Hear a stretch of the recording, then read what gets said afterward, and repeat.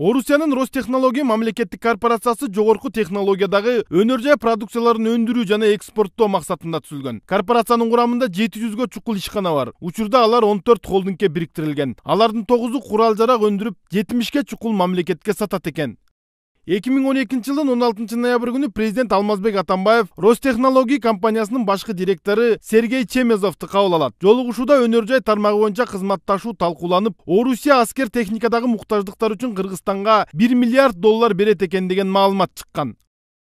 Бул жолугушуудан көп өтпөй эле Кыргызстанда Ростехнология корпорациясынын өкүлчүлүгү ачылып, ага жетекчи болуп Петр Костромин дайындалды. Петр Костромин Алмазбек Атамбаев үчүн чоочун адам эмес. Бакиевдин убагында өкмөт башчы болуп иштеген Алмазбек Атамбаев 2007 жылдын 23 апрелинде номер 207 буйругу менен аны инвестиция тартуу боюнча кеңешчи кылып дайындаган. Революциядан кийин кайра премьер-министр болгон Алмазбек Атамбаев 2011 жылы 1 февралда Петр Костроминди кайра кеңешчи кылып алган. Анан орустардын эң ири, эң кирешелүү компаниясы Ростехнологиянын өкүлчүлүгү Кыргызстанга ачылары менен дароо Петр Костромин жетекчи болуп дайындалды.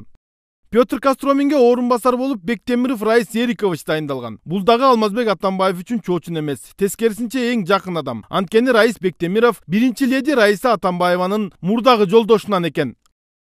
Жакында эле Петр Костромин ээлеген кызматынан бошоп, ордуна Раис Бектемиров дайындалыптыр деген маалымат бар. Мурда куралдуу күчтөрдө же коргонуу тармагында бир да күн иштебеген адам президенттин өгөй баласы болгон үчүн гана курал-жарак өндүрүүчү ишканага жетекчи болуп, $2000 айлык алып жатканы биринчи кезекте тажрыйбалуу аскер кызматкерлерин нааразы кылууда. Экинчиден Алмазбек Атамбаев үй бүлөсүн бийликке алып келбесе дагы кирешелүү мекемелерге жетекчи